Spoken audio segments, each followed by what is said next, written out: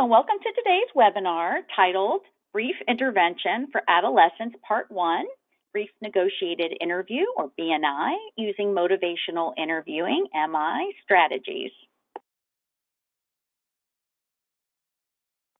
I'm Tracy McPherson and I will be your moderator for today's event. This webinar is produced in partnership with the Adolescent SBIRT Project and NORC at the University of Chicago and the BIG Initiative, and it's sponsored by the Conrad N. Hilton Foundation. So today's webinar is one of a series on using SBIRT to talk to adolescents about substance use. So we hope that you will check out all of the webinars in this series. In addition to today's webinar focused on BNI using MI, we have 3 others that we hope that you will sign up and take advantage of. So the first one is the substance use screening tools for adolescents.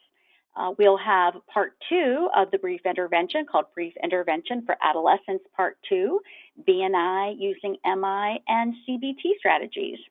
And finally, discussing options and referring adolescents to treatment. You can check out all of the webinars on our sbirt.webs.com website /webinars. So if you're following along today in your learner's guide to adolescent SBIRT, the education we're going to share with you today complements Module 3 called Brief Intervention for Adolescent SBIRT. If you'd like to get a copy of the Adolescent SBIRT Learner's Guide, you can go to our website, sbirt.webs.com /curriculum, and you can not only request a copy that is electronic, but you can also order hard copies using the order form located on that web page. So for your future reference, you can download the PowerPoint slides and other resources and materials from the website where this webinar is housed. So if you go to the sbirt.webs.com website and you click on the webinars tab at the top, you're going to see a page dedicated to Brief Intervention Part 1. So after this webinar concludes, you will also receive a follow-up email from us. And this is going to contain instructions for watching the on-demand recording. You'll also be able to obtain a free certificate of attendance, and you can complete a short evaluation survey. So this evaluation survey is very important to us. It really is our aim to bring you high-quality professional education, and the survey helps us to assess how we're doing and really to better understand your needs. So we really would appreciate it if you could complete that for us. So if you wish to ask a question, you can do so by typing your question into the questions pane located on your GoToWebinar control panel. You can find that on your computer or on a mobile device, and someone from our staff will respond to you as soon as possible after the webinar concludes. So it's my pleasure to introduce our webinar speakers today. We have 2, and I'd like to first introduce Dr. Ken Winters. So Dr. Winters is a senior scientist at the Oregon Research Institute and adjunct faculty in the Department of Psychology at the University of Minnesota, which is where he retired from as a professor in the Department of Psychiatry, and where he founded and directed the Center for Adolescent Substance Abuse Research for 25 years. And Dr. Winters has received numerous research grants from the National Institutes of Health and various foundations, and has published over 125 peer-reviewed articles over the last 30 years. He recently co-edited the 2nd edition of the Clinical Manual of Adolescent Addictive Disorders, published by the American Psychiatric Association. He also serves on the editorial boards of the Journal of Substance Abuse Treatment, the Journal of Child and Adolescent Substance Abuse, and the Psychology of Addictive Behaviors. And Dr. Winters received his BA from the University of Minnesota and his PhD in clinical psychology from the State University of New York at Stony Brook. So we welcome Dr. Winters. And our second presenter today is Carolyn Swenson. And Carolyn is trained as a registered nurse. She's also a family nurse practitioner and a public health professional. And she currently is an independent SBIRT consultant, and she provides QPR suicide prevention training to professionals and to community groups.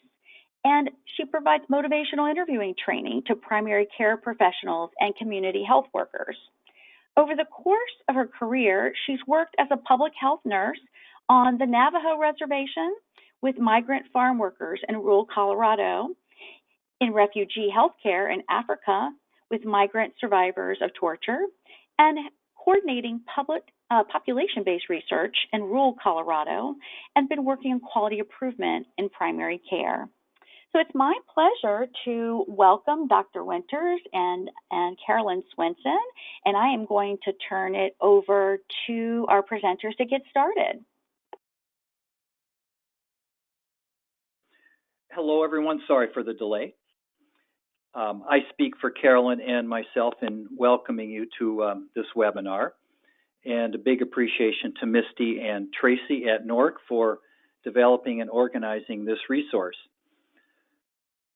So we begin with section 1, and for this section I'll provide an overview of the brief intervention approach, and I will include some description of motivational interviewing, which is the main clinical skill used when administering a brief intervention.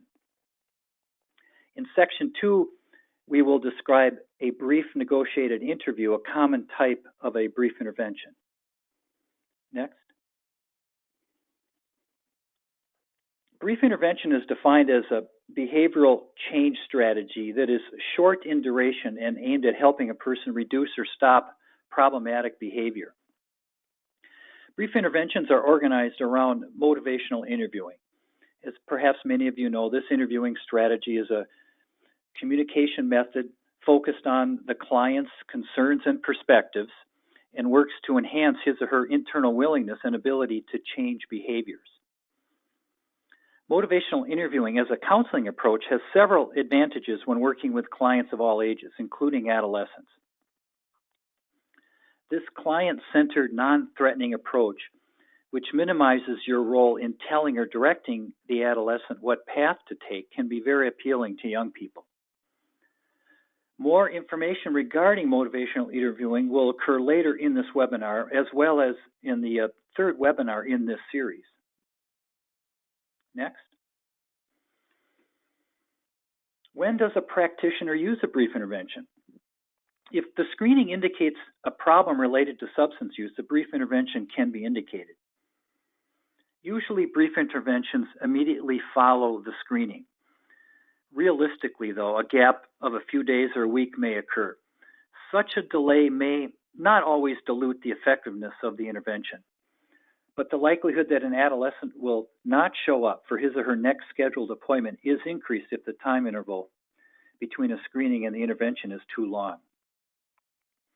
A brief intervention can take many forms. At one end of an intervention, it can be a very brief 5-minute type conversation. This could involve a brief discussion of the screening results and encouragement that the adolescent think about goals of substance use reduction or halting use altogether. At the other end is implementing multiple brief intervention sessions, such as 2 or 3 or 4 sessions. Multiple sessions may be more effective than a single one. Advantages of the multiple session format include the opportunity to work more in depth on specific skills and strategies for substance use reductions, and the opportunity to follow up with the adolescent about his or her progress. Next. The screening part of the SBIRT model was discussed in the first webinar of this series. And as I've already noted, the results of a screening can help you determine the need for a brief intervention. But another purpose of screening is that you can discuss the screening results with the adolescent. One suggestion is to start the conversation with the adolescent client by noting that all substances can be addictive and can have lasting harmful effects on one's health. This discussion can move to a next step by asking which of the substances he or she are likely to cause harm or health problems for the teenager. Also common in a brief intervention is to discuss with the young person how their level of use compares to national averages among those of the same gender or age group. We'll talk about that a little bit later. Next. Also, the conversation in a brief intervention typically includes a discussion of the following issues: pros and cons of use, negotiating goals, including a commitment to cut back or to stop use, and what kind of commitment the teenager has to taking some kind of action or change. More on these strategies later in the webinar. For a little time here, let's focus on motivational interviewing, or MI. As I indicated earlier, a core skill necessary to provide effective brief interventions is MI. You will soon see how MI is an important part of a brief intervention when it's the core skill used in the brief negotiated interview. Most of you are probably very knowledgeable about MI, but for practitioners early in their professional development, the information of this webinar may be relatively new or complement other training you are receiving.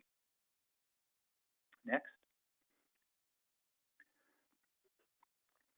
A few more introductory notes before we begin our discussion of the brief negotiated interview. The use of the SBIRT model for adolescents is growing across a range of medical and behavioral health settings. The SBIRT model for youth is what I call teen-friendly. It's an efficient and cost-conscious approach that can be taught to a wide range of service providers to address diverse health issues. Recent publication showed that it can have a wonderful additional benefit of helping mental health problems, even though the SBIRT might focus originally on substance use. Other reasons why SBIRT is particularly fitting for adolescents. The content can be readily organized around a developmental perspective. Many substance-using adolescents, they're at high risk, but they don't need intensive long-term treatment. And the client-centered, non-confrontational interviewing approach common to SBIRT is likely appealing to young people. One other feature to mention that can be appealing to adolescents, and that is that the model does not force an abstinence outcome and can be organized around a harm reduction approach.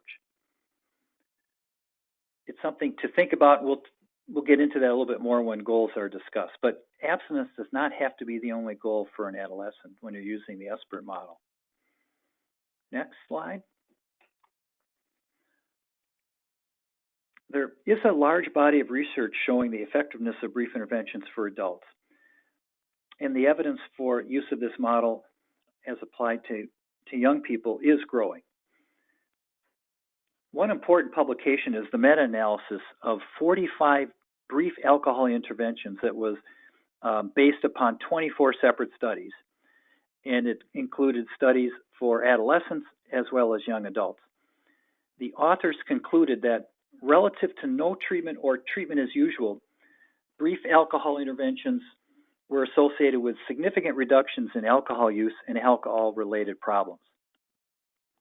This publication, which is, I think, an excellent one, was authored by Emily Tanner-Smith and Mark Lipsey and published in 2015 in the Journal of Substance Abuse Treatment. I haven't seen an additional meta-analysis since 2015 that offers different conclusions than this one. Next slide, please. Do brief interventions have long-term effects? Well, somewhat encouraging news on this front is from a recent study that found approximately 3 years following a brief intervention that targeted mild to moderate drug-using teenagers, positive effects were still present. There was some loss of effects, but there still was improvement, and the brief intervention group was still showing superior outcomes compared to the control group. This was a publication published in 2019 in the Journal of Child and Adolescent Substance Abuse. Senior author was Baheen Abedi, A-B-E-D-I. Next. The U.S. Preventive Services Task Force reviewed the research on SBIRT and recommended that screening and brief intervention be a routine practice for individuals aged 18 and older. They did comment on the issue of SBIRT with adolescents. Their conclusion was that there was not yet enough published peer-reviewed literature to determine whether SBIRT should be recommended as routine practice. They have a pretty high threshold for establishing something as routine practice. But the good news, several other organizations, including the American Academy of Pediatrics and other government agencies, have recommended the use of SBIRT as routine care for adolescents and young adults. Here, next please. Here's a table that summarizes the results of several outcome studies of SBIRT or parts of the SBIRT model. You'll see some publications are meta-analyses and some are focused on specific settings such as schools, primary care, and emergency departments. The overall conclusion of these studies, I think, is that despite some exceptions, the SBIRT model is an effective approach when applied to adolescents. Next. The publications in this table focus on outcome studies with SBIRT when applied to those age 18 and older. Some of these studies focused on college students and the alcohol abuse issue. As with the adolescent outcome studies, I think this body of work with young adults also shows favorable outcomes when applying the SBIRT model. Next, please. Here is our first audience polling question. So please select your answer or answers on your device, and we will talk about it in a minute. With Misty's help, she'll give us the results. But here's the question. Which of these concerns about brief intervention have you heard from health professionals in your organization? Mark as many as apply. So here are the options. Could be these concerns. I do not have the time. I do not have counseling skills. It's a waste of time because most adolescents will resist, deny, or just be uncomfortable discussing their substance use. We are not equipped to handle adolescents with chemical dependency.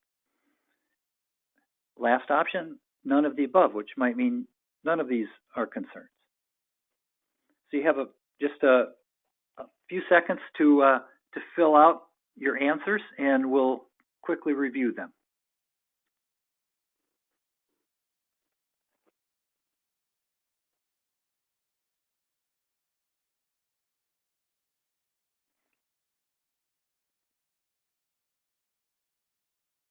Okay, so let's look at the results.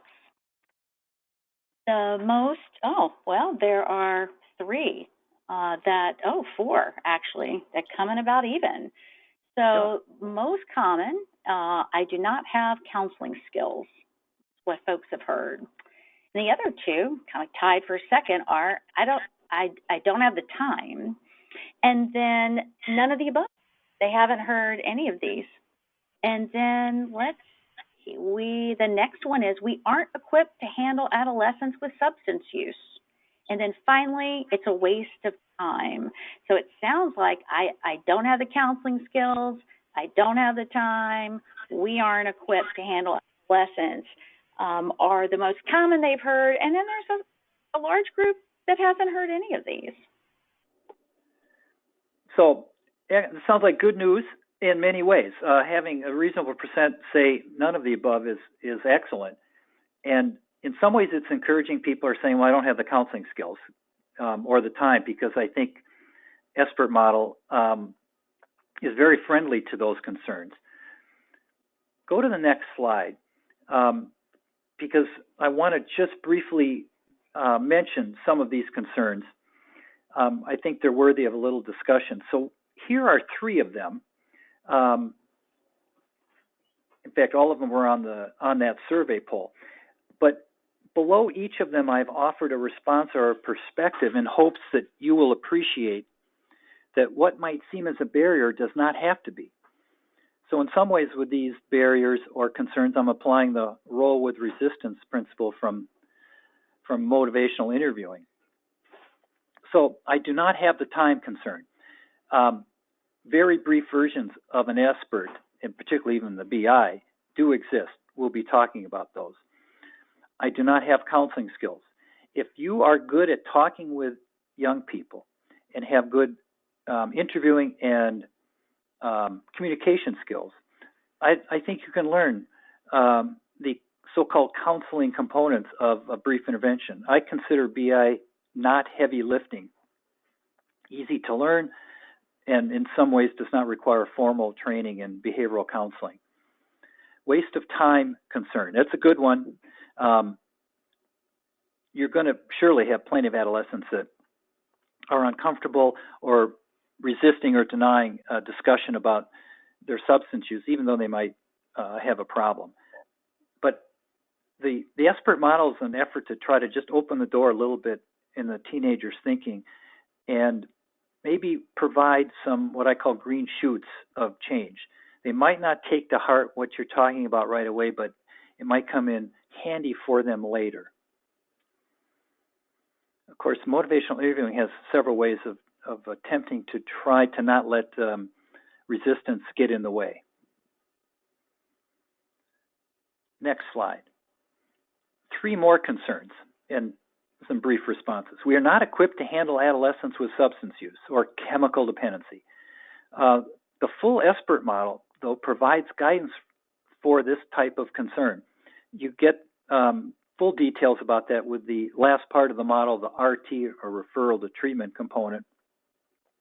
But it's useful to realize that you don't want to have a barrier. You don't want to have a fear of using this model because you just don't think you can handle something complex like drug addiction. The SBIRT model, I think, provides comfort that you can be quite skilled in getting the discussion going about harms related to drug use, even when you don't think you have the skill to deal with so-called chemical dependency. Hopefully you don't have a problem with that middle bullet, no support from administration. I think if you make a case that this is a teen-friendly program, you can get around that, and SBIRT can be reimbursable. It's an official clinical tool and technique that has codes associated with it. What would I do if additional problems come to light? Also, the SBIRT model provides guidance for this. You will see that with the webinar coming downstream, which provides insights on the RT, referral to treatment component. Next. It's time for me to hand off the presentation to my colleague, Carolyn Swenson, who will delve into the details of the brief negotiated interview.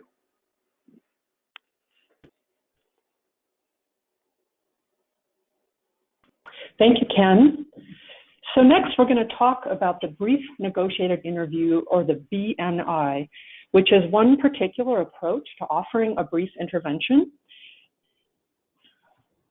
Just a slight delay here. Okay, so the BNI was originally developed to be used in emergency departments, and its use has now been expanded to many medical and behavioral health settings.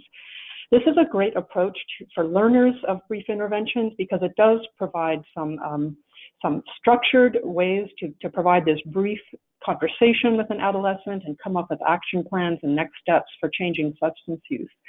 We're going to present a particular version of the BNI that was developed by the BNI Art Institute at the Boston University of Public Health. And they have an excellent website that you can see on the screen. And on their website, you will find a number of supplemental resources that you can download and use for learning brief interventions and teaching brief interventions. So the BNI has 6 basic elements, and within each element there are, 6 basic steps, and within each step there are several elements. And we're now going to explore those elements in greater detail. And for each of the elements of the BNI, we'll be providing some sample dialogue. So first of all, the 6 steps are engagement, pros and cons, feedback, readiness ruler, negotiate action plan, and summarize and thank. Another tool that you may wish to access is an adolescent pocket card. And this slide depicts one of several pocket cards that are out there. And this pocket card actually provides another outline of the BNI with some scripted examples of how to talk about substance use after you've completed screening with an adolescent. So let's look at the first step, known as engagement. And within the engagement step, there's one element which is build rapport.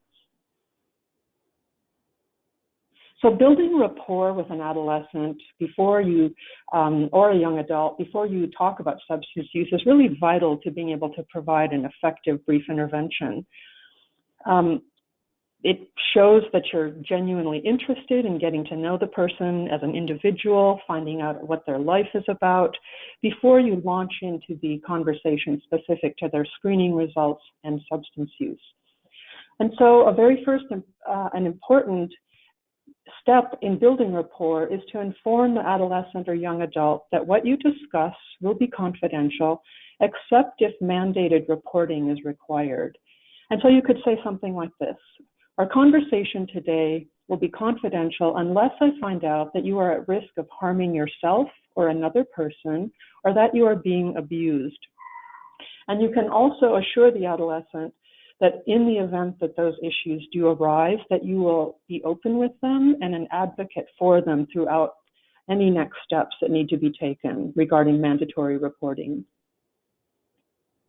And then you move on to building rapport with the young person. And you just want to start by getting to know them, find out what's important to them in their life, so that you can always tie that to your conversation when you get to the substance use part. So you might say something like, what's a typical day like for you? Or what are some of the most important things in your life right now? And then you move on to substance use. And when moving on to the topic of discussing their screening and their alcohol or drug use, you want to get their permission so that they're actually engaging in the conversation and you're respecting their autonomy. So you would just say something like, would you mind taking a few minutes to talk about your screening results or your use of alcohol or another substance? Or where does marijuana fit into your life right now?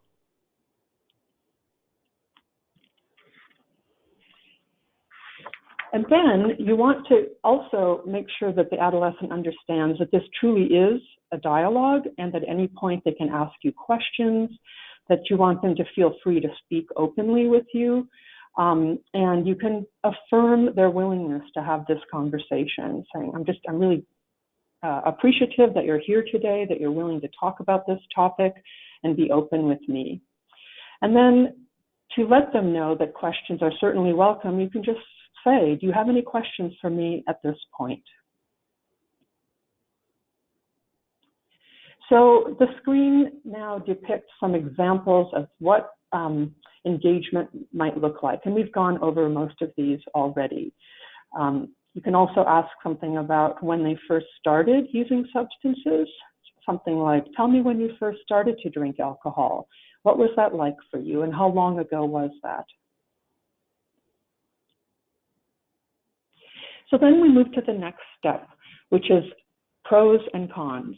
And the pros and cons step of the BNI has several elements: explore pros and cons, use reflective listening, reinforce positives, and summarize.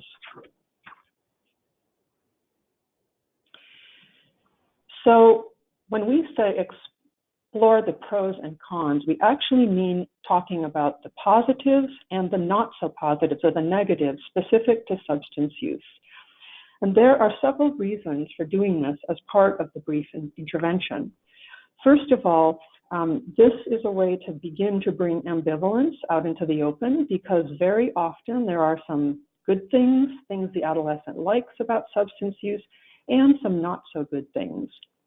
This can also help you as a practitioner understand more about why an adolescent or young adult may be using a particular substance. What underlying issues might they be dealing with that contribute to their use of alcohol or another drugs?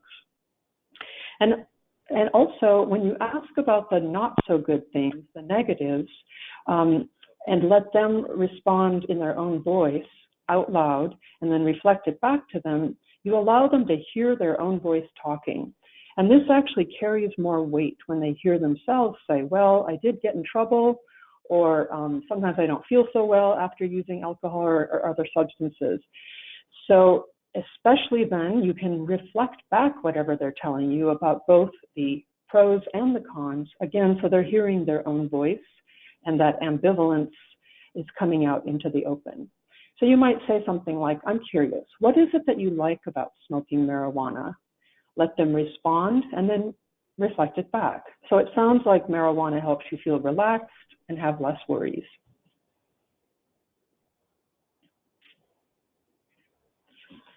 A little bit more about exploring the pros and the cons.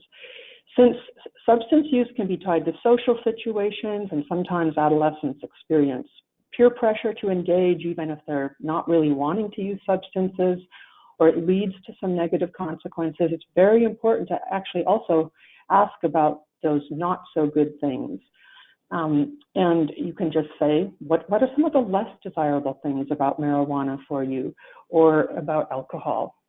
And if they do not mention any negatives or not so good things, you can always probe a bit and offer examples of what consequences or experiences are sometimes happening. Like, well, maybe you got in trouble, or sometimes after smoking marijuana, it's hard to focus on your homework, and you maybe can't get up for school the next day after drinking alcohol because you're not feeling well. So offering up these examples can help them think about some of the negatives. It's also possible that an adolescent has never really considered that some of the difficulties or problems that they're experiencing could be related to substance use. And so this approach can start to bring that out into the open for them to consider. So here's some sample dialogue that we've already mostly touched on that you could use for practicing and teaching learners of the brief negotiated interview approach. So in the last part of exploring the pros and cons, you want to also reflect back both sides of what you've heard them say. So on the one hand, you say you enjoy drinking alcohol because it helps you have more fun when you're socializing. And on the other hand, you don't feel so well sometimes the next day. And in fact, you've even missed class on a few occasions.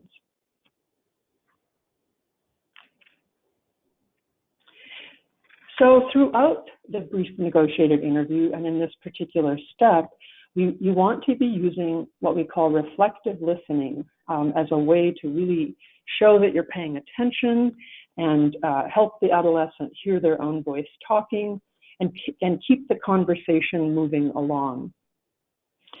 So when we say reflective listening, what we really mean is that you want to take a guess at, or even respond word for word at first to what you're hearing the adolescent say. It's especially important to offer a reflection after you've asked an open-ended question as a way to, again, show that you're listening, to help clarify what you're hearing, and keep that conversation moving. One thing to be aware of is that there's something called the question and answer trap that sometimes we fall into when we're having a conversation with a patient. And what can happen here is that you tend to be asking a lot of questions, sometimes kind of closed yes/no questions, and you're just going back and forth where you're asking a question, the adolescent gives a short, simple answer, you ask another question, another simple answer, and it never really turns into a true conversation. In fact, it can become rather repetitive, and it can actually make the adolescent feel defensive after a certain point. So Again, reflections show that you're really listening and provide an opportunity for you to clarify your understanding, but also for the adolescent to clarify what is actually going on with them and related to substance use and other things in their life. So when offering reflections and using reflective listening, in general, try to offer an average of 1 or 2 reflections for each open-ended question that you've asked. These reflective statements can be very simple, just a simple repetition of what you're saying, or a little more complex, and essentially are like an attempt to kind of continue the adolescent's line of thought or get at some underlying issues that you may be observing or hearing about. And if you feel like your conversation is becoming repetitive and not progressing, it may be that your reflections are probably too simple. More information about this concept of reflective listening will be covered in webinar number 3 in this series. So the next element of pros and cons is what we call reinforce positives. And this is literally to focus on positive things that you're observing and learning about the adolescent. Accentuate their strengths, note and acknowledge positives in their intentions and actions, even the fact that they showed up for the appointment, they're willing to talk to you, they're willing to receive a little feedback about substance use. Those are all positives that you can reinforce. And by affirming the adolescent in these ways, you help with engagement and you can increase their openness. And what you're really doing is showing genuine positive regard for them as an individual and showing your concern for them. You can ask the adolescent to describe his or her own strengths, their successes, their efforts. And an important point is that affirmation is not the same as praise. And a little bit more on that. In general, it's great to try to avoid using the word I in phrases such as I am proud of you, which can come across as parental and is not really as much a true reinforcing and affirmation of the individual. Instead, you can say something like, thank you for meeting with me and even arriving early. And you can always reinforce intentions, even if things didn't go as well as the adolescent had hoped in certain areas of their life. Like, you know, I know the test didn't go as well as you had hoped, but I know you studied hard, you turned down a party in order to focus, and you did your best. Thank you for being so open and willing to discuss this topic with me today. The next element of this pros and cons step of a BNI is to summarize. So summarizing is simply briefly reviewing and touching on the things you've covered so far, especially the pros and the cons of change or of the substance use itself, again, so they hear their voice talking out loud, and you're bringing out into the open the ambivalence and the dilemma they're facing. Because ultimately, as this conversation moves along, you're getting to the point where you're going to invite them to consider taking action steps, making a plan of some sort to make a change or to reduce the harms of substance use. So when you reflect back both sides of the positives and the negatives of substance use, the positives and the negatives of change, you're really bringing that dilemma, that decision out into the open so they can hear it and begin to figure out what next steps make sense for them, what are they willing to do. And when you summarize, you want to check with the accuracy of your summary by saying something like, so did I get that right? Did I hear things correctly? So you could start with something like, so what I've heard so far, you like marijuana because it helps you feel less anxious. And on the other hand, sometimes after smoking marijuana, you find it kind of hard to focus on your homework and practice your clarinet. So did I get that right? And then let them respond and then say, so what are your thoughts about this? Where does this leave you? Notice the word "and" in this summary. So on the one hand, these are the good things. On the other hand, these are the not so good things. And by using the word "and," you're emphasizing that both sides are true. And that, again, is that dilemma, that decision that they need to make. And there'll be more covered on this concept in webinar 3 in this series. So next, I turn it back over to my co-presenter, Ken. Okay, excellent. So we are on the slide that has BNI step feedback. And I will be discussing in this next section these two elements of BNI, feedback and readiness ruler. Feedback involves three components: asking permission, providing information, and eliciting responses. Next, an important feature of giving feedback is always asking for permission first. This helps to ensure that the individual is open to hearing feedback from you. Here is one example. Would you mind if I provided you with some feedback about your use of alcohol? Or another example. As a provider, I want you to know that I'm concerned about your drinking. Would you mind if I shared some of my thoughts with you? Next. Another type of feedback is to offer information that is related to promoting health. Here are two examples. I have some information on guidelines for drinking. Would you mind if I shared it with you? Another example. I have some information on guidelines for low-risk drinking. Would you mind if I shared it with you? You can see a slight difference between the two, but you may realize with a certain client that they might resonate better to talking about low-risk drinking. Next. The next set of slides offers a useful guide for a role play exercise for learners to practice the feedback principle.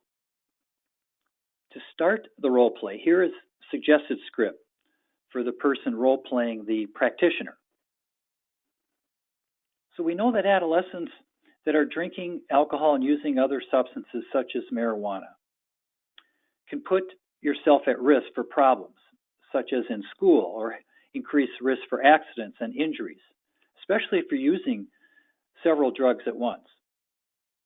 It can also lead to problems with the law or with relationships in your life. So you set that up by giving a context, and then to get an opportunity for discussion using feedback, you might say something like, so what are your thoughts on that? Or another way, in what ways is this information relevant to you?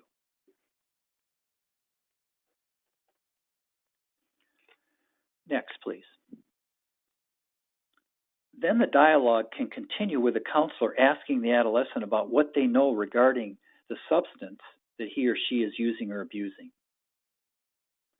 Doing so can uncover some interesting beliefs or perceptions that the client may have about a particular substance. A sample script might be just something as simple as this. So what do you know about the effects of marijuana that it might have on school or on your driving? What do you know about the effects of drinking? A chance for the teenager to weigh in on that. Next. Another way to continue feedback is for the counselor to share important educational information about the relevant substance being discussed. So here are some examples. The practitioner could say, so when teenagers drink, things can go wrong, like injuring yourself. When teenagers do drugs, things can go wrong, like getting into trouble with your parents, with the law. Another example. When teenagers use any addictive substance while the brain is still developing, this can increase the chances that the user will develop a serious substance use disorder in the future. This last statement may especially resonate with adolescents who are aware of people in their family who have a substance use disorder or a history of it. Next. Here's an example of additional feedback along kind of these similar lines. We know that substance use can put you at risk for injury and illness. It can also cause problems with parents or friends and school problems, such as missing class or doing poorly on a test or an assignment. What do you think about this? So an example of providing a little context, see if you can get the teenager to comment. Next.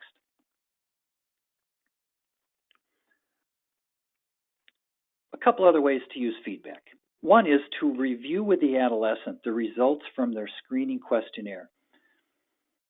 The practitioner can review the results of items that he or she endorsed and highlight for the teenager and get a discussion around how the answers may reflect that the adolescent is using harmful substances and may already be experiencing negative consequences. Next. This slide is a reference for you. It's a table that highlights the various health-related risks related to substance use by adolescents and young adults. These health risks span a range of personal and social impacts.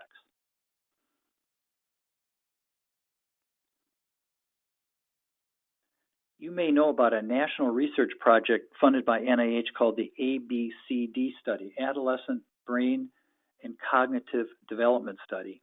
It's an effort to, with a large sample, several thousand young people, to look longitudinally to the extent to which substance use is causal or contributing significantly to these kinds of problems that are listed in this table.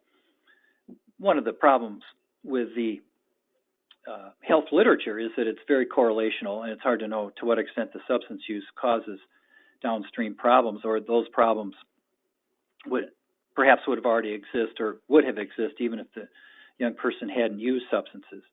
So longitudinal studies, of course, can help clarify causal relationships. And with this very large nationally funded study, we probably are going to learn a lot about the extent and the nature of how early substance use can contribute to downstream health problems.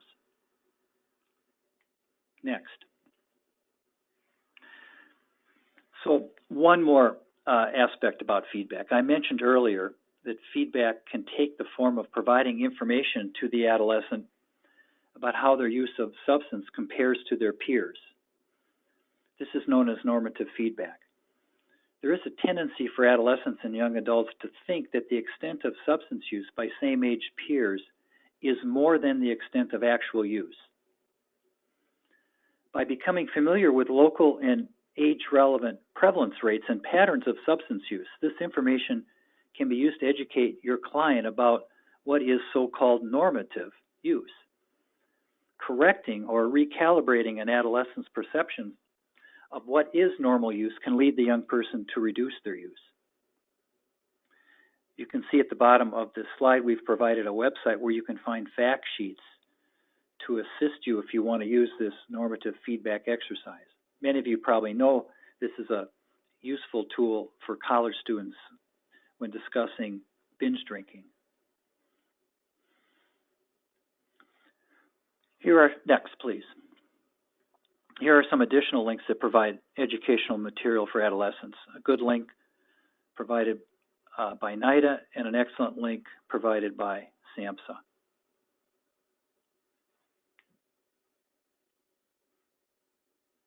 Next.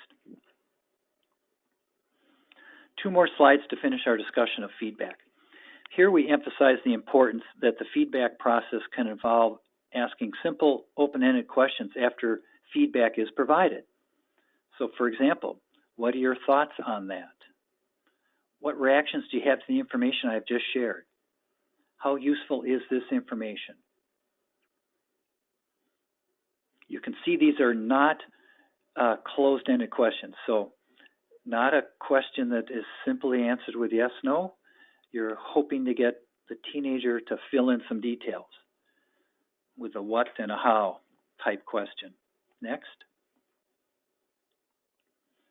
Then there is the feedback skill of responding to an adolescent's ambivalence or reluctance to either talk about change or to commit to change. Consider this statement in the presence of ambivalence. do you have any questions about what I've just shared? So imagine you're a practitioner, you're getting some pushback, and you've said this kind of question. It actually isn't a bad question, but it's not a preferred statement, in part because it's too easy for the adolescent to simply answer with a no. But asking more open-ended questions about reactions and perceptions may make it easier to continue the conversation. So more preferred examples would be the following. What, if anything, have we discussed that concerns or upsets you? What thoughts or feelings do you have about the information we just discussed? What did you like about the things we discussed? What did you not like so much?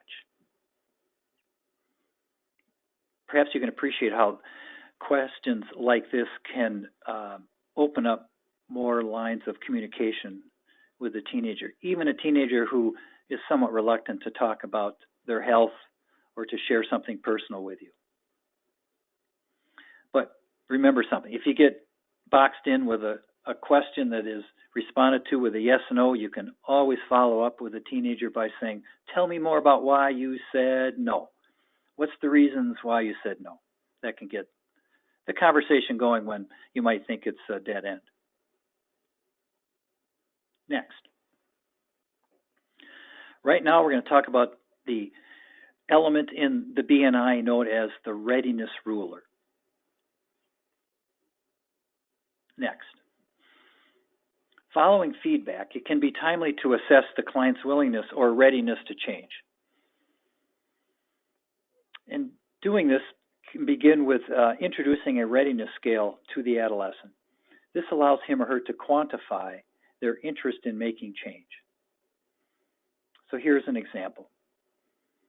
Practitioner might say something like this. This is a readiness ruler, which provides a simple 1 to 10 scale to help determine your readiness to change your substance use behavior, with 1 being not ready at all and 10 being completely ready. Hopefully this information can be useful to you as you're trying to further refine to what extent is my adolescent interested in change and what kind of action plan can I hope to try to negotiate with him or her. Next. A visual tool like the one shown here at the bottom of this pocket card is important to have when trying to get this readiness of change assessed. So at the bottom, this version of a readiness ruler actually includes 3 readiness questions. It can be more complicated than are you ready to change or not, or are you willing to change? So here's 3 layered questions. How important is it to you to change? How ready are you? And how confident are you? You can see it can get a little complicated, but even with 3 questions, if each one is on a 1 to 10 scale, I think that's very amenable to teenagers.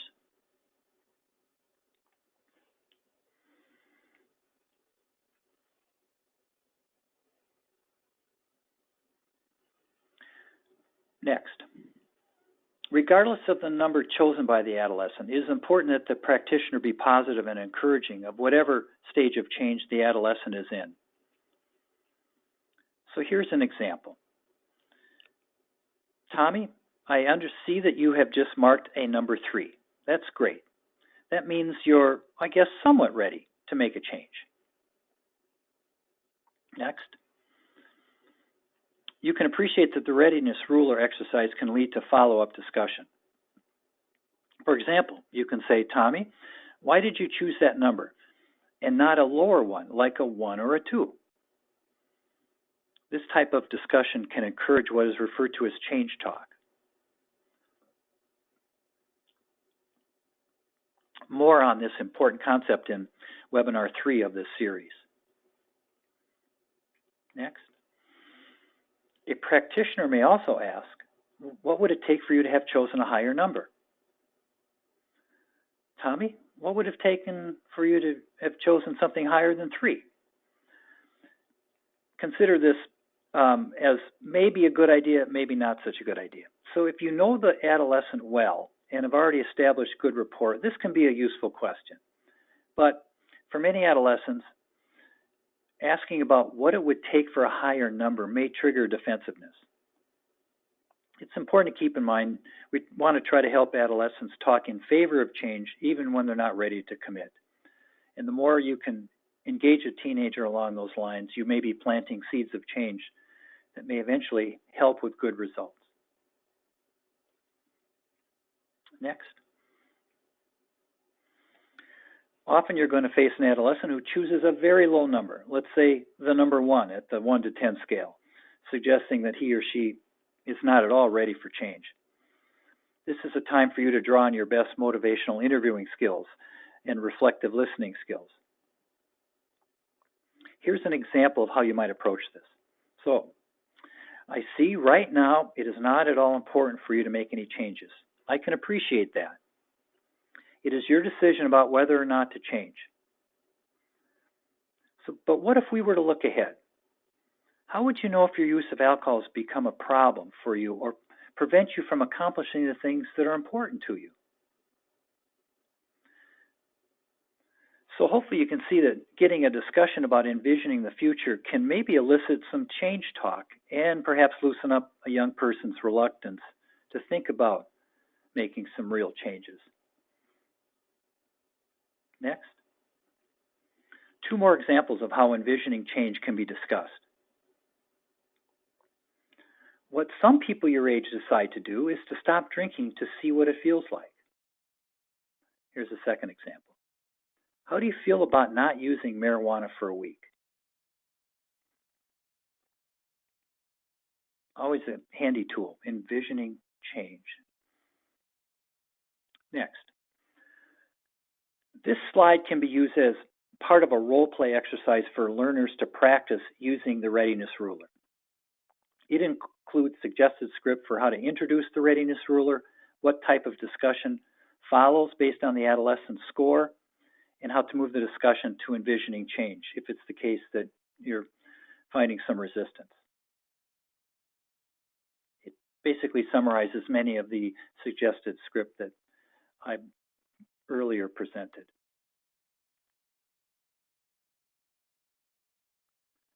Next, please.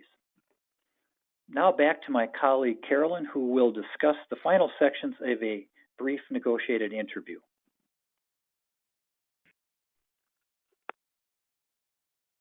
Thank you, Ken.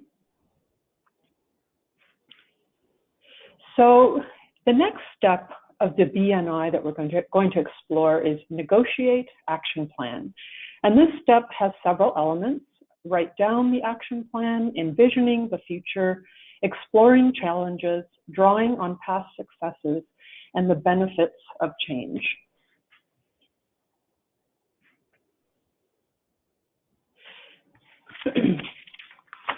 So negotiating an action plan includes, of course, building off of that readiness to change and tailoring your conversation to wherever they were at in terms of being very ready or not so ready to change.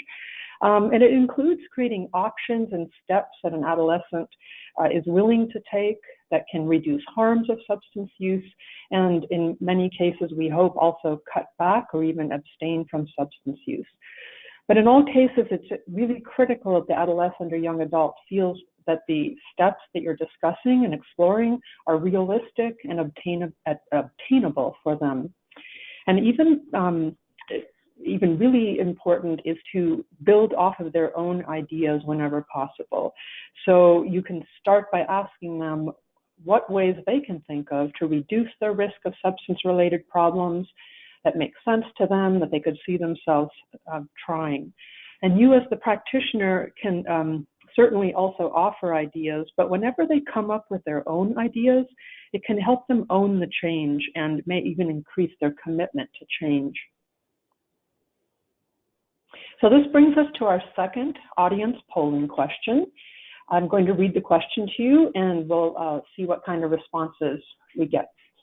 Which of these are good options for the adolescent to suggest or that you could prompt while negotiating an action plan to reduce alcohol consumption?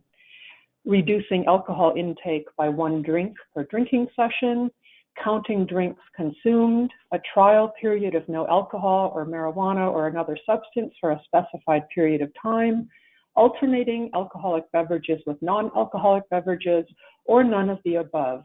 And please select all that apply. I'll give you a few seconds to do that.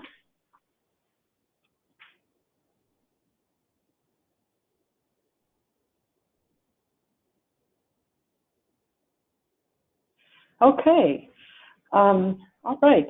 So only a very, very small number of you chose none of the above. That's great. So our top selection looks like it's reducing alcohol intake by 1 drink per drinking session, followed by counting drinks.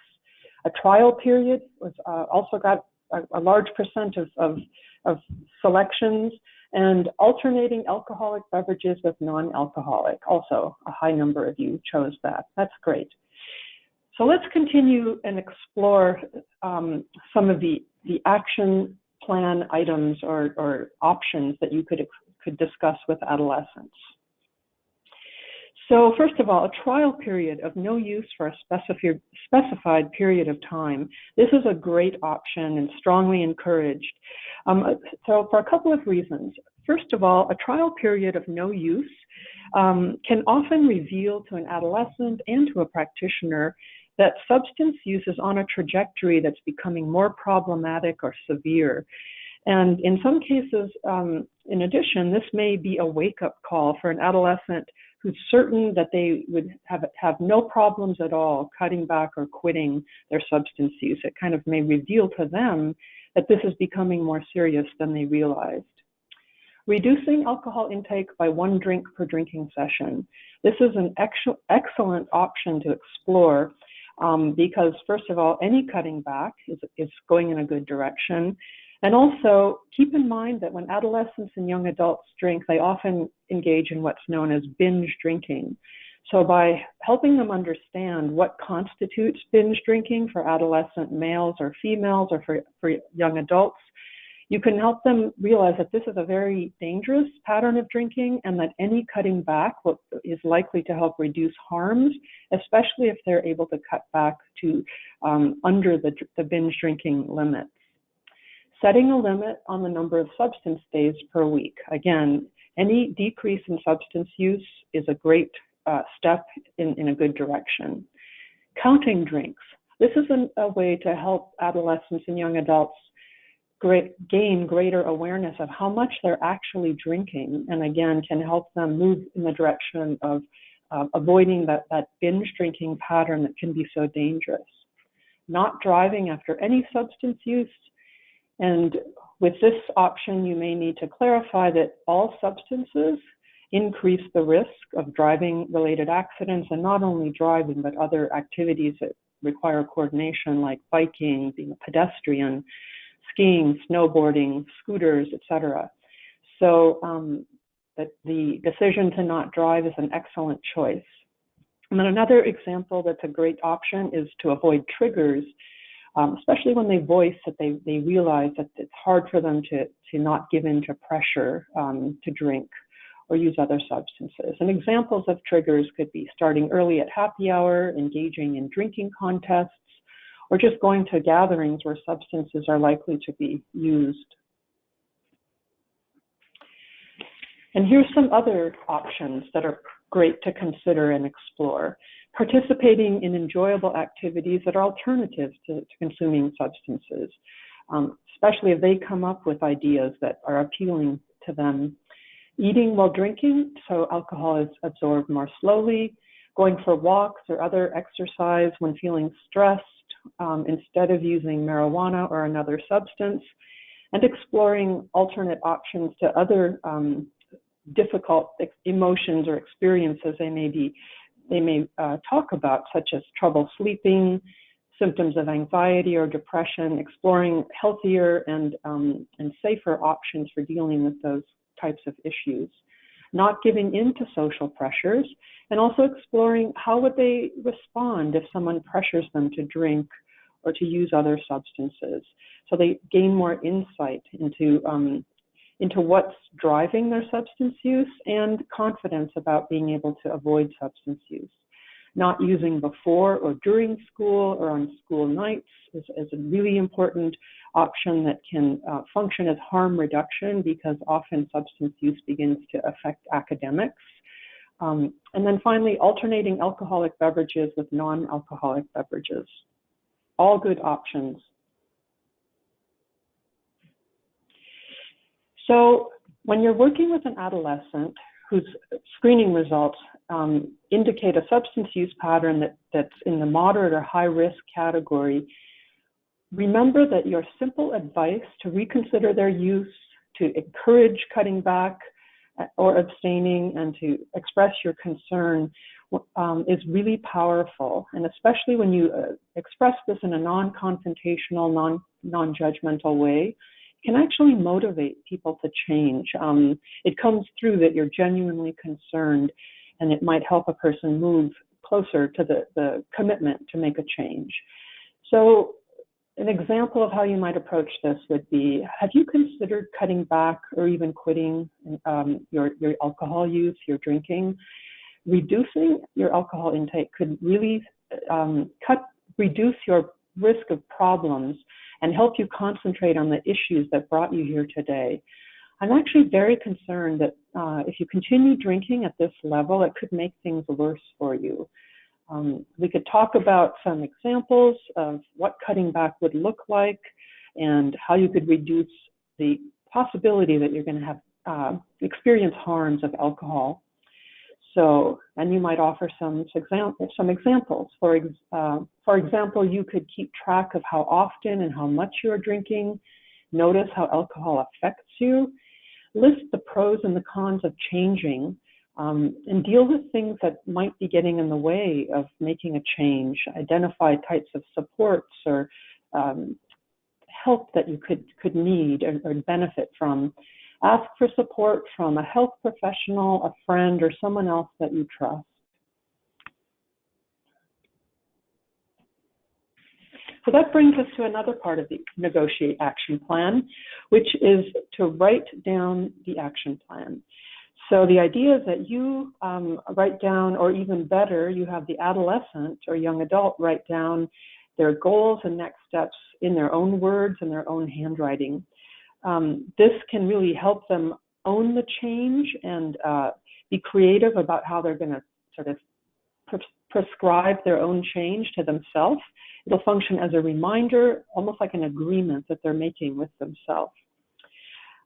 You also want to affirm any ideas they come up with that move in the direction of change, even if it's a small step, because any choice to reduce risk and start to cut back or explore the possibility of cutting back is a good outcome.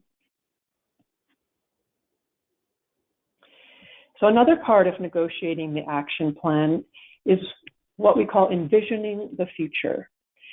So you literally want to look ahead with the adolescent or young adult to how the changes they might be thinking about could affect their future, their short-term future and their longer-term future. You also want to be action-oriented and identify some concrete steps they're going to start to pursue right away. You could ask, for example, how reducing substance use or totally abstaining from alcohol or drug use could improve their life in the near term, but also looking ahead down the road 1 year or 3 years. How could it help them focus on the things that matter most to them in their life right now, the goals they have for themselves as a high school student or for their life after high school, for example. So you could ask something like, what do you think you can do to stay safe and healthy and increase the chances that you're going to reach the goals you've set for yourself as an athlete in high school? Then talk very specifically about what those next steps will need to look like to reach their goal. And again, remember that any initial steps they're willing to take to change substance use and reduce harms is a good outcome.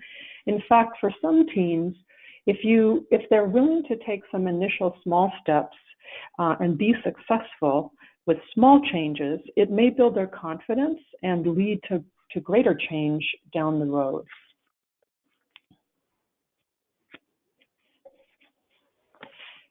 So it's also important to note, actually on that last slide, that there are times when an adolescent or a young adult may not be ready to make any change at all. And sometimes this is more common with marijuana.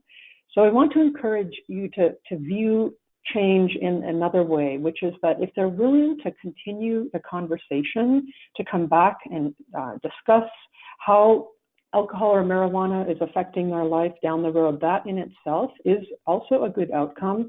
And you can also, at that point, when they're not really ready to make a change now, ask them a question like, so how would you know if marijuana was becoming a problem for you down the road? What would tell you that it's starting to interfere in your life? And so the next part of negotiating action plan is to explore challenges and draw on past successes. Change is difficult, so we don't want to minimize the reality of that. And many people actually do have to start over or adjust their approach to change as they start moving in the direction of change. So in order to help people not feel discouraged and give up, we need to anticipate that challenges may occur, are probably likely to occur, and think through initially, as they're taking steps, how to address those challenges. This can actually make change less intimidating, and many adolescents and young adults may be relieved that the practitioner is voicing and bringing it out into the open that change is difficult, and that it's worth talking about how to handle challenges, because in the back of their mind, they're very often probably imagining the difficulties they're going to encounter. So one way to help them figure out how to handle challenges is to identify challenges that they've already experienced in their life that may be related to substance use or may be related to other issues that they've faced during their life. And by helping them talk about those past experiences and how they overcame challenges can build confidence, help them come up with a contingency plan, and again, help them feel relieved that you're bringing this out into the open so they can think about it ahead of time. So just ask, what are some of the challenges you imagine you're going to encounter when you try to cut back on your drinking? What situations may be difficult for you when you get out there with your friends again? And how could you address these challenges? Ask them about a time in their life when they experienced a difficulty and how they handled it. Who helped them? Who supported them? What sorts of resources did they draw upon? And what things could they turn to now as they face potentially another challenge? If they don't come up with any past challenges, you can always inquire about hard times or difficulties they've gone through in their life and how they managed to get through those times. And again, affirm that they have made it through some difficult times and met some challenges. Helping them think about people who can be supportive is also a really helpful way to prepare them for making this change and being more successful.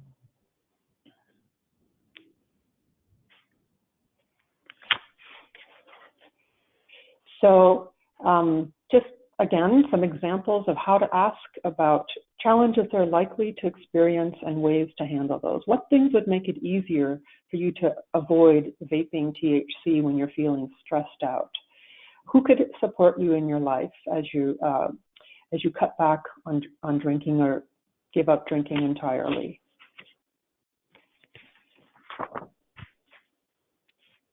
Another part of negotiating the action plan is to revisit the benefits of change. So start off again by asking the adolescent or young adult to voice in their own words the possible benefits of changing substance use. If you make these changes, how will things be better? Remind them that that the benefits, even if they don't come up with any, that you are aware of, things that you might have mentioned during the feedback step, or problems they voiced as reasons for coming in to see you, or some of the downsides, the negatives of substance use that they voiced earlier when you asked about the pros and the cons. So how will some of those not so good things about drinking be reduced or even eliminated when you stop drinking?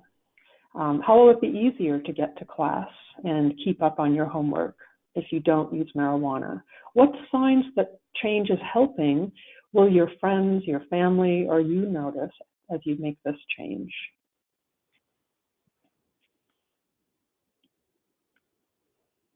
Again, remember, when the adolescent hears their own voice talking out loud about the benefits of change, it will carry even more weight than when you tell them that change is a good idea. So here's some sample dialogue for negotiating an action plan. We've gone over most of this already.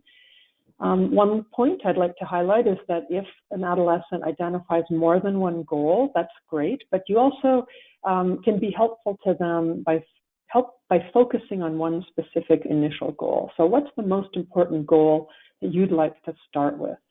And then discuss concrete action steps for meeting that goal. And again, help them look ahead to the future, because, you know, as they go through a change, it may be difficult, but helping them remind themselves of how this is going to improve their life can reinforce their commitment to change. So if you make these changes, how will things be better now and down the road, let's say 5 years from now? So that brings us to the final step of the BNI, known as summarize and thank. The elements of this step are to summarize the action plan, reinforce resilience and resources, provide handouts in some cases, give an action plan to the adolescent or young adult, and thank them for the conversation.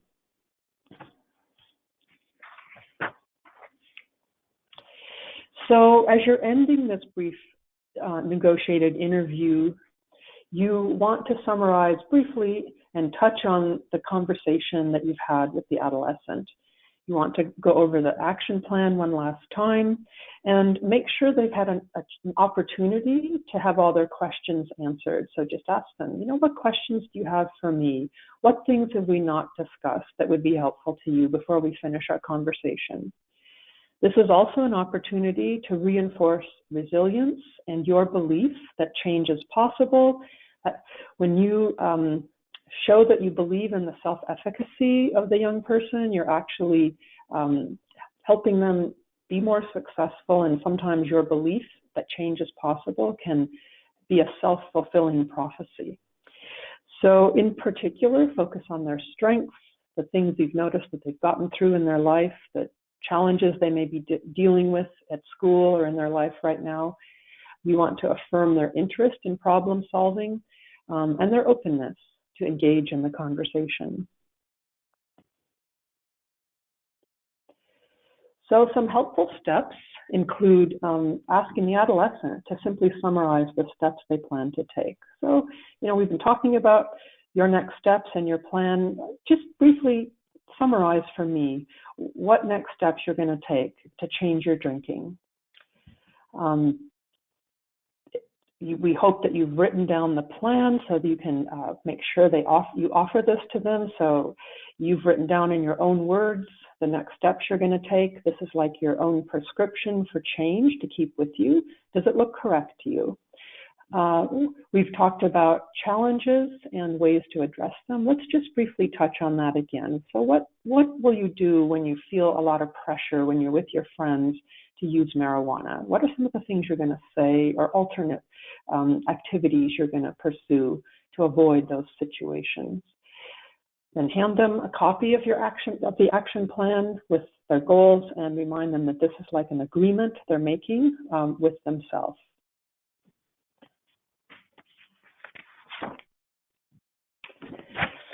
So when reinforcing resilience and resources, this is an opportunity to mention options for additional support and services and resources that you want them to know that they have available, that they can maybe turn to down the road if they need to. These resources could include things like taking access of further assessment, finding substance use treatment, mental health services, self-help groups, but also there's the people in their life they can turn to, information they can gather or review about substance use. And during your conversation and your assessment with the adolescent, most likely you have begun to gain some sense of the quality of their relationships, whether they have resources and supportive people in their lives, or whether they mostly have not so supportive people and obstacles that they need to deal with. So this will inform the types of resources and suggestions you may offer to the adolescent.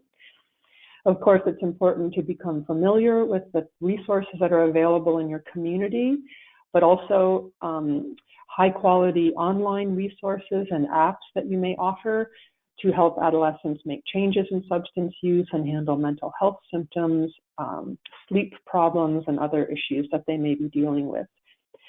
And so just ask them, what types of services or resources interest you or might help you when you're making this change?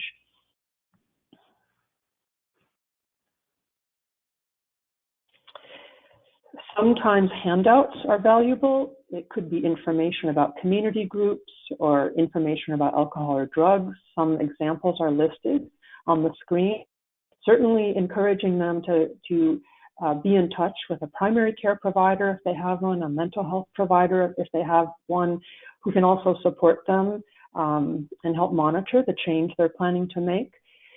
And when you are connecting the young person to another a referral resource, it's important whenever possible to conduct what we call a warm handoff, rather than just giving them a piece of paper with information.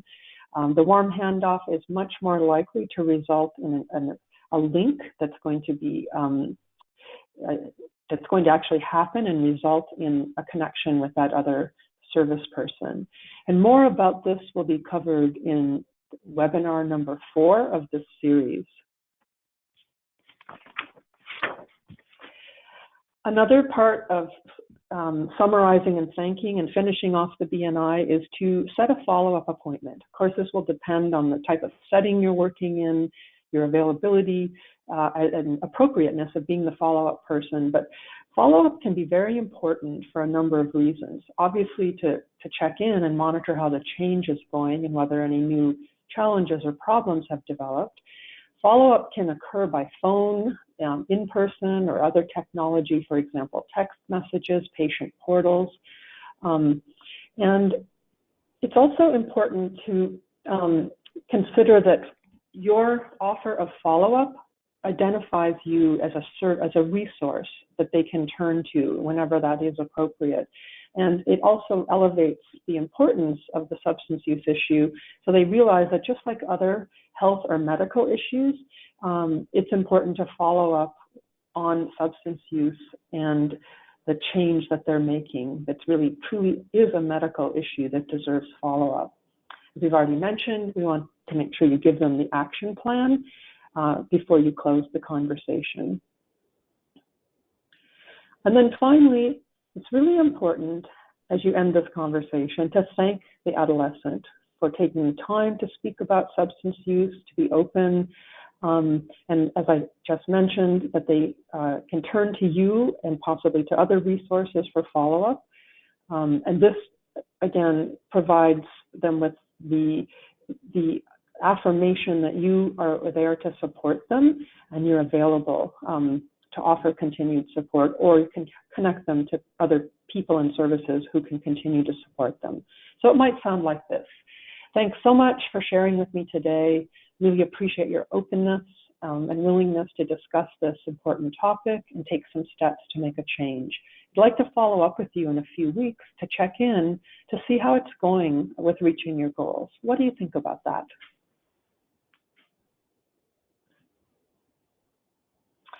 So this slide presents some sample dialogue for the the action plan stage of the brief negotiated interview that you can use in teaching and learning the SBIRT model.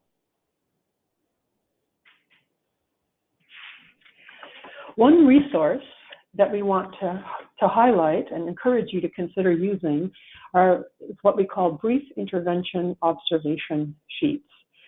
So what this is just a tool that allows you as the teacher or as the learner to have ways to have the fidelity to the brief intervention SBIRT model being followed in your brief interventions. So brief intervention observation sheets can be used by an observer to assess use of brief intervention skills and motivational interviewing skills. The observer would listen as someone is role-playing to examples that each element has been covered, and then would also look for specific motivational interviewing spirit and skills, and then provide feedback to the person who's been role-playing and offer suggestions for improving brief interventions. And on this next slide, we present one example of a brief intervention observation sheet. This tool was developed by the BNI Art Institute that I mentioned earlier, and this one is specifically for the youth brief intervention referral interviews, and it's called the scoring sheet. So this is something you'll be able to access after this presentation and consider using as in your teaching and learning of SBIRT. So that now brings us to our opportunity to give this a try, to look at what a brief negotiated interview might actually look like. So this demonstration that we're going to show you is with a 16-year-old, and I am going to be the practitioner, and Ken is going to be the adolescent. So let me describe who I will be talking to in this demonstration. Ken is 16 years old. He's a high school junior, and he was recently arrested for vandalism of school property when he was caught spray painting graffiti after school. Because this was his first offense, he was instructed to participate in a school-based diversion program for 1 year. And during the first session of this program, he met with me, the practitioner, and I conducted a risk assessment to identify any behavioral health issues and figure out what types of services I may need to connect him to. So he completed a screening for substance use using the CRAFT N 2.1 questions. He scored in a positive range, indicating a need for further intervention. And this now is the conversation that I am going to have with Ken. So Ken, thanks so much for bearing with me today and answering all those questions. I really would like to learn a little bit more about you. Would that be okay? Okay, I guess, yeah. Yeah. So what's a typical day like for you? Well, you know, it's kind of boring. I mean, I wake up, go to school, sit through some very long classes, go home, do a lot of TV watching. Some days I get to stay after school for art class. But, you know, then my mom comes home at some point. After dinner, I try to do homework and starts all over again that next day. Okay. Well, that sounds kind of like a typical day for a high school student. So what are some of the most important things to you in your life right now? Well, you know, I really care about grades, particularly for my art class. This is why sometimes I stay after school. I continue to work on my art assignments, and my art teacher lets me work on some new projects if I finish the assigned ones early. Well, that's great. So you're really interested in art and you care about your grades. What kind of art is your favorite? I like a lot of types of art, but drawing and painting is, I think, my favorite. Yeah, that's cool for me. Okay. Well, that sounds good. That sounds really good. I'm glad you enjoy that. So based on your responses to some of the questions I asked, I was wondering if you'd mind if we took a few minutes to talk about alcohol and your use of alcohol. Would that be okay? Okay, I guess so. Okay. So tell me a little more. How does your use of alcohol fit into a typical day? Oh, well, I mean, I don't drink every day. Just sometimes, particularly when I'm hanging out with my friends. Okay. And when you are drinking alcohol with your friends, how much do you drink usually? Whoa, I don't really keep track. I suppose, when I'm doing it on weekends, 3 or 4 drinks, at a time, something like that. Okay. Okay. Is that every weekend or just some weekends? No, no, no, no, not every weekend. I'm not that. No, maybe 2 or 3 weekends, a typical month. Okay, I got it. Okay. So what do you actually enjoy about drinking? What does it do for you? Well, I mean, it does seem to make me a different person when I drink. I seem to have more fun. I'm more relaxed, more sociable with my friends when I'm drinking. I'm having fun. I'm not just the smart, studious student anymore. It's easier for me to fit in. Okay. And what are some of the not so good things about drinking? Whoa, not so good. I don't know. Let's see. Well, I suppose after drinking, sometimes that's not so good. I have a bad headache, maybe. Sometimes I oversleep. Um, when I drink on a Sunday and I have school the next day, I can be very tired, less energy. I think sometimes, I don't concentrate as well in class. And, this, is something I guess I've started to think about. My grades have dropped a little. But I know I can get them back up. They haven't dropped that much. Okay. So on the one hand, I'm hearing that you said drinking relaxes you, makes you feel more social, helps you fit in. And on the other hand, it's having an impact on your school, your academic performance. Your grades are dropping somewhat because you're less able to concentrate on studying and doing your homework. So what do you think about that, the good and the not so good sides of drinking? Well, if I don't drink, I think my friends are going to think I'm kind of lame. I'm not sure there's really a choice there. Okay. Who would want to choose between having friends or not having friends? Although, I want to get decent grades because I want to get into a good college, but, it's hard not to have friends. Yeah. So what about friends that you might know from your painting class? Seems like maybe some of those folks wouldn't be drinking as much or into drinking so much. Yeah, yeah. Right. We do spend time after school working on our projects. And, I get along with that small group. I guess that could be useful because I can be myself around them. I don't have any trouble fitting in with that group. Yeah, your fellow art friends, right? Yeah, have some things in common. Okay. Well, I have some information on drinking, especially on how drinking can affect someone when they're still a teenager. Would you mind if I shared that with you? Okay, but you mean this? You're going to tell me to stop? Well, maybe not. Okay, but you tell me some information. I guess I can hear a little bit. All right, great. So what we know is that, first of all, the amount that you say you're drinking, 3 or 4 alcoholic drinks at one time, is what we call binge drinking. It can actually be quite dangerous. It can impair your judgment. It's been associated with taking risks. In fact, when teens drink that much, when they drink in excess, they're more likely to have kind of negative outcomes, like getting pregnant if they're female, or getting someone pregnant if they're male, or getting a sexually transmitted infection. It also can lead to injuries and accidents like car accidents. It also can affect grades. In fact, it's quite common that when someone starts to drink, it has a negative impact on grades. Not to mention, over time, extended use of alcohol can put you at risk for some very serious illnesses. What do you think about this information? Well, okay.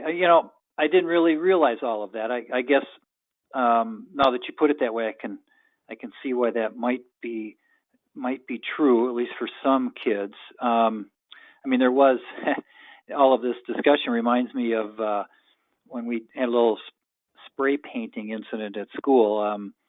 I suppose mine and the drinking of my buddies were a little impaired, or caused us to get impaired with what we did. I probably wouldn't have done that, if I was just a little buzzed. We had, been drinking pretty heavily. Yeah. Well, that's a good way to look at it. Let's talk a bit about how you might want to address the alcohol.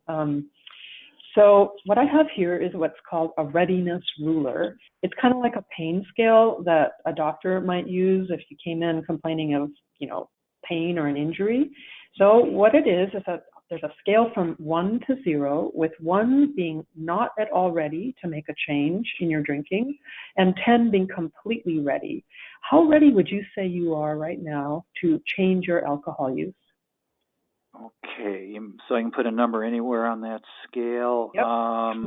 Well, all right, let's, I'm not sure. Okay, a 5, maybe a 5. Okay, a 5, right in the middle. So what makes you choose a 5 and not a lower number, like, let's say, a 3? Well, I mean, I do some stupid stuff when I've been drinking. I have. And, I mentioned my grades could be an issue. So, I think I need to look at something that might need to be different downstream here. Okay, so I understand. So how about we discuss and make some sort of plan that would be focused on helping you reduce your drinking and maybe even possibly stopping alcohol use altogether. So what things can you think of that might help you reduce your drinking? Well, not going to parties with friends. I mean, that's weekends, parties, and friends. That's the drinking recipe right there. That sounds like a good idea. What other alternative things could you do with friends that wouldn't involve drinking, or places you could go where alcohol wouldn't be available or not so easily available? I mean, yeah, I know what you're saying. I mean, there's obviously things you can do. I don't know how much I could convince them. I mean, there's movies, even just going out and eating. We're not going to be able to get hammered in a restaurant. Of course, I could just hang out more with my friends that like to paint. Yeah, that sounds like a great idea. Anything else you can think of? Let's see. Well, my friends know I want to get good grades and go to a good college. So, I could start to, maybe they wouldn't think I'm so lame if I told them I want to cut back on drinking because I want to do well on my pre-college exams, and I want to get into a top art school. Yeah, that actually sounds like another great idea. These all sound like effective approaches to reduce your drinking. Let's think about what could help you carry out this action plan. So sometimes looking at what's worked well for you in other situations that might have been difficult could help you figure out how to be successful in this current situation where you want to reduce your drinking. So tell me about a time in the past when you overcame some sort of challenge. What kind of resources did you call upon then? Oh, a challenge. Well, I mean, not too far back, my parents got divorced. That was pretty hard. Dad moved across the country. He's remarried now, has a whole new family. Don't see them much. But so my mom was helpful. And so was her sister, my aunt. Okay, that sounds like it was a difficult time. And which supports that you used then, that you drew on then, are available to you now? Well, still good. My mom is still in my corner, although she doesn't know about all this perhaps heavy drinking I do. She was angry when she first heard about this one incident. And I don't want her to learn about the grades. The report card's coming out soon. She's probably going to get madder. Luckily, too, her sister or my aunt is still around, so maybe I can tell her and talk to her a little bit about what's going on. School has a support there. My art teacher, is pretty good. helpful. Okay, so it sounds like you do have some people in your life that you can count on and turn to for support, and that your mom may very likely be understanding if you talk openly with her. Yeah, right. What do you think? Right. Yeah. I mean, she's a pretty good listener. I should probably try. Okay, so let me summarize what we've been discussing and what I've heard so far, and you let me know if there's anything else you want to add or change. So your goal is to do well on the SATs and get into the top art school of your choice. You started drinking to make socializing easier and to fit in. However, you got caught. You got in trouble vandalizing the school, which you kind of relate to your drinking in some way, and the way it might have impaired your judgment. You said you'd like to try to explain to your friends that you're not drinking down the road to improve your chances on the SAT, and to suggest painting together, going to movies or other activities instead of parties. Did I get that right? Yeah. That sounds about a good summary. Yep. Okay, I'm gonna have you write down your plan and your steps, and you're scheduled to come to this program once a week. And I'd like to touch base with you, check in with you in about 2 weeks to see how you're doing. Does that sound okay? Okay, sure. Okay, that's a decent plan. Yeah. Well, thank you so much for your willingness to talk about this and your commitment to taking some steps to change. Okay. So, any comments from you about our discussion, Ken? How it went? Actually, I think the script is an excellent one because while you might not always get the great answers from the teenager that we might have written in, you really can see how you can try to move the ball forward with trying to get feedback, trying to get the client, the adolescent, to think about change, finding any entry points of where you can offer some suggestions. Luckily he brought up the grades and the one incident, and that he's got a goal. And the way you reinforce the fact that continue drinking and continue hanging around either binge drinking friends probably isn't going to help you with those goals. Right. And so leverage points are very helpful, and when you see them in a teenager, give it a try. Yeah, exactly. I thought you were pretty receptive to change, even though you chose a 5, and then you started to connect the dots and realized how this drinking was starting to affect your life in some negative ways, and right. Fortunately you had some supports you could turn to as well. The other thing I thought about with this case is at some point near the end, at least he intimated he had the home issue, divorce, perhaps some other family issues. It just reminds me, at times you can think about the SBIRT model as an entry point to an issue that might be more prominent for the teenager or more relevant than the substance use issue. Right. And if you're finding barriers to the substance use topic, see if you can get the teenager to warm up to discussing something else related to health. And if you can get goals related to general health, that can be a plus. Yep, because all these issues really are connected, right? Exactly, yeah. Yep. And the teenagers' health changes can, in one arena, can help with the substance use indirectly. Great. Well, thanks again for that role play, and I'm going to turn it over to you, Ken, for some final remarks. Excellent. Thank you all for attending the webinar. We hope you found it useful.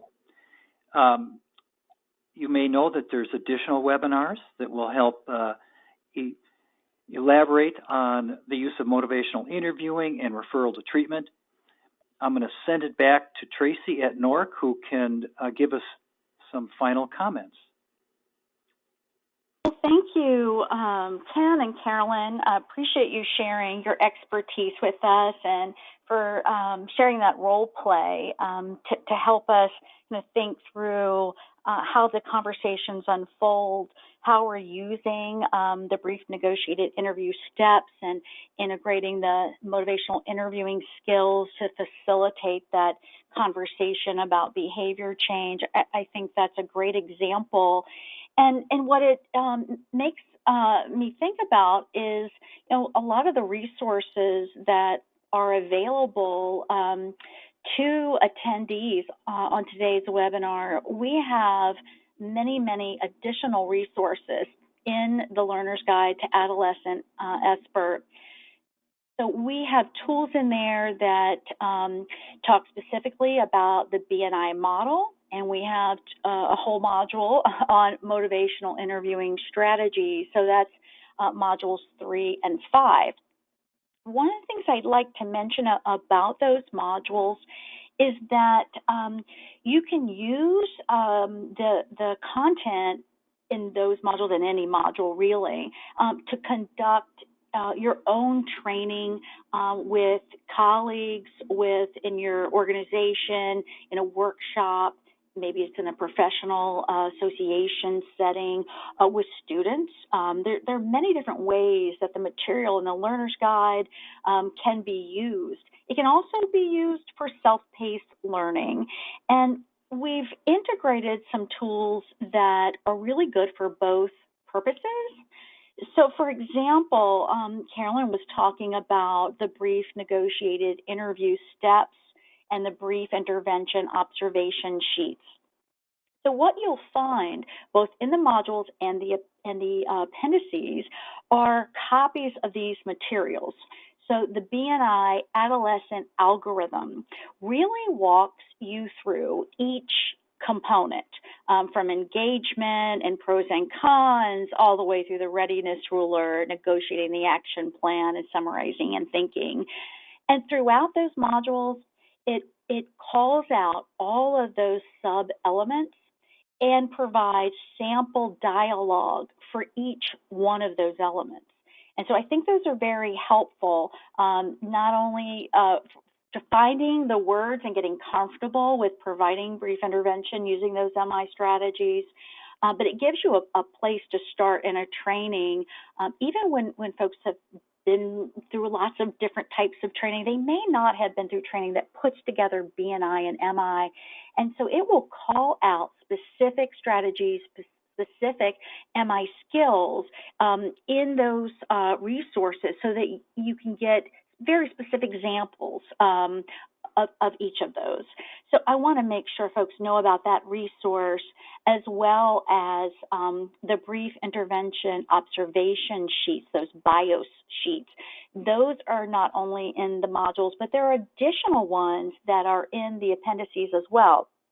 So this is really a useful tool because you can do role play, dyads and triads, and use it as a feedback tool. So it maps out every component. You get to look at fidelity to delivering the brief negotiated interview.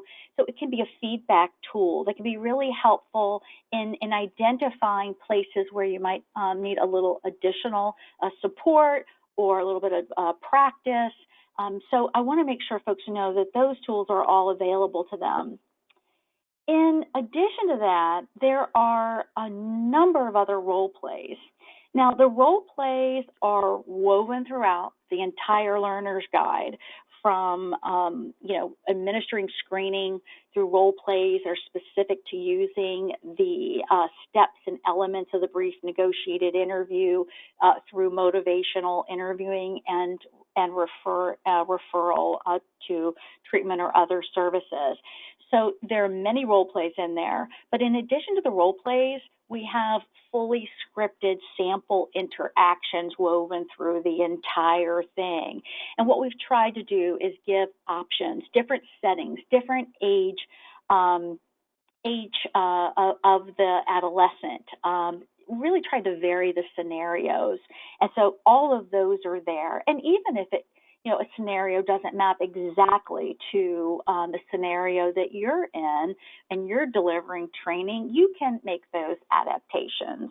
So we hope that you will, take advantage of all of those resources and they complement what you've heard today.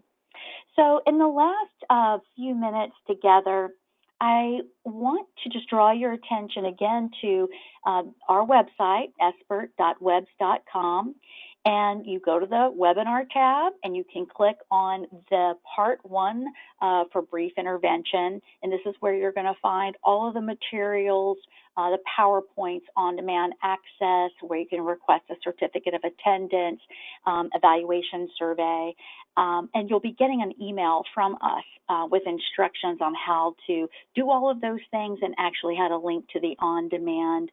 So I hope you'll share this information with others. So in addition to that, I would mention that, if you have questions about screening and brief intervention, referral to treatment, implementation, evaluation, or training, you're welcome to contact me if you'd like a telephonic technical assistance session to talk about what you're doing, learn about some other, resources, how you might use those resources. You're certainly welcome to contact me at the email address on your screen. In our final time together, I just want to thank Ken and Carolyn again for this terrific education and sharing your expertise with us. And of course, thanking all of the partners and our sponsor, the Conrad Hilton Foundation. I hope folks will visit the website, sbirt.webs.com, request the Learner's Guide and all of the PowerPoints that go with it, and feel free to reach out to the SBIRT team at norc.org, a sort of a one-stop shop for communicating with our team here at NORC. So with that, I'll conclude today's webinar and wish everybody a great rest of the day. Thank you.